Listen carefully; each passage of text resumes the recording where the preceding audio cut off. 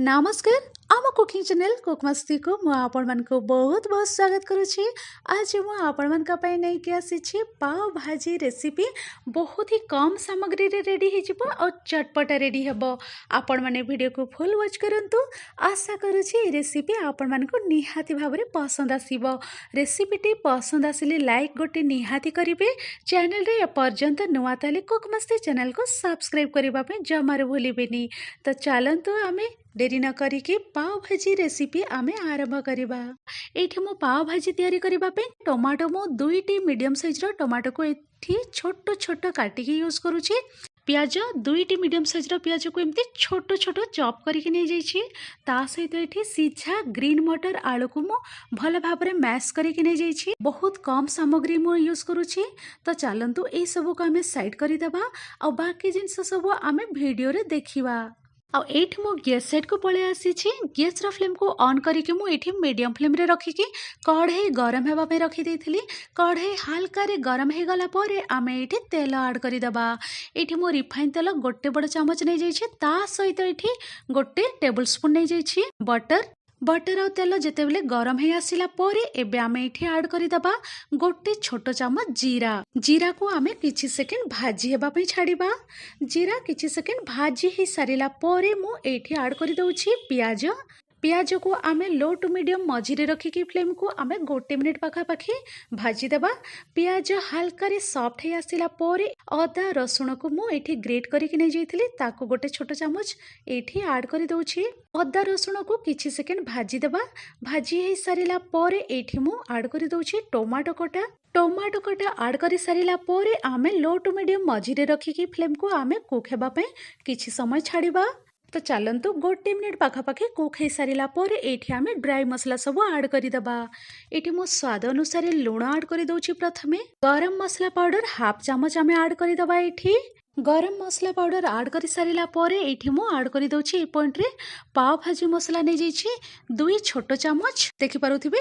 Teaspoon रे नहीं जाइछि 2 टीस्पून नहीं जाइछि। भल भाव रे आमे सब मसला सब टमाटो सहित मिसई दबा। मिसई दे सारिला परे लो फ्लेम रे आमे मसला सब भाजी दबा जेमति कि टमाटो सब भी भल भाव रे भाजी हे जिवो। लो फ्लेम रे कवर करके आपण माने भाजीबे बहुत ही बढ़िया भाजी हे जिवो। कम मसला यूज करिला परे भी बहुत ही टेस्टी भाजी रेडी हे जिवो।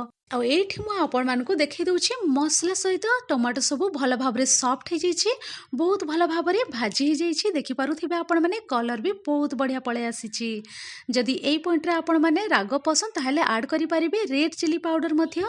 एबे मु एठी ऐड करि दउछि पानी 3 रु 4 चमच पाखा पाखी पानी दे सारिला परे आउ थरे आमे भल भाव रे मिसई देबा और मीडियम फ्लेम रे रखिकी आमे गोटे मिनिट पाखापाखि कुक हेबा पे छाड़ीबा। गोटे मिनिट परे एठी मु ऐड करि दउछि सीझा ग्रीन मटर आ आलू रो मैश करिक मु रखिथिले ताकू एठी मु ऐड करि दउछि। तो चलंतु ऐड करि सारिला परे भल भाव रे आमे मिसई देबा और एमती हल्का हाथ रे मैश करि दउथिबे जेमति कि सब जिंस पूरा भल भाव रे मैश हे जिवो और खाइबा पे बहुत बढ़िया लागिबो। और देखि पारुथिबे ए स्पून साहाय्य रे मु भल भाव रे मैश करि देछि और बहुत ही भल भाव रे मैश हे जाइछि। तो चलंतु एई पॉइंट रे आमे पानी यूज करिबा। एठी मु गोटे गिना अधा एठी पानी नै जाइछि। तो देखि पारुथिबे गोटे गिना अधा मु पानी यूज करूछि। पानी दे सारिला परे आउ थरे आमे भल भाव रे मिसई देबा और कवर करिके आमे कुक हेबा पे छाड़ीबा 4 रु 5 मिनिट पाखा पाखी मीडियम फ्लेम रे।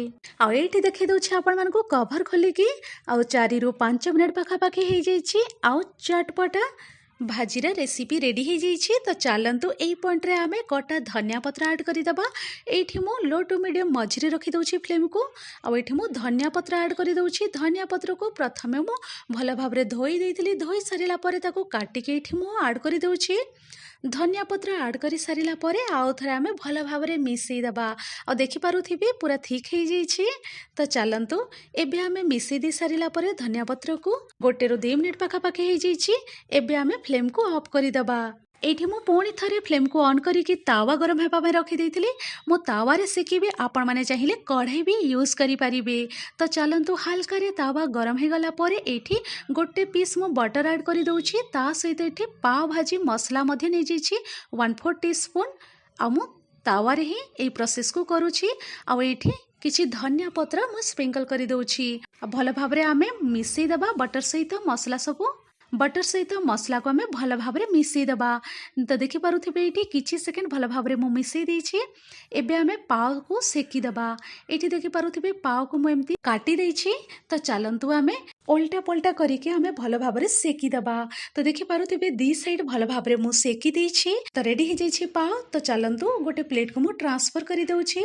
सेम प्रोसेस रे आम सब पाव सब एमती सेकीदबा।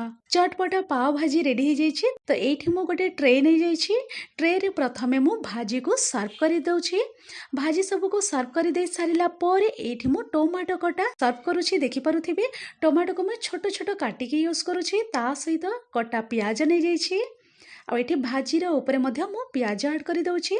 ता सहित फाळे लेंबू रखी देछि। लेंबू मध्य आपण माने यूज करिवे बहुत ही बढ़िया लागिबो टेस्ट। तापर एठी आमे पाव सब सर्व कर दबा। देखि पारुथिबे पाव को मु एठी सर्व कर देछि। आ आमे किछि कटा धनिया पत्र दे दबा ता ऊपर बहुत ही बढ़िया देखा जिवो। तापर मु एई पॉइंट रे ऐड कर दउछि बटर।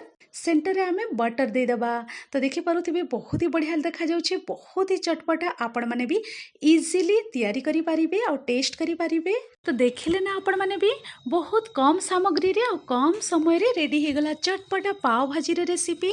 तो आपण माने भी ए रेसिपी को ट्राई करंतु, एंजॉय करंतु। मु रहउछि पुणी एमती नुआ इजी टेस्टी रेसिपी नै कि आपण मानक पाखको पुणी थरे मु फेरिबी। Thanks for watching. Bye bye, take care.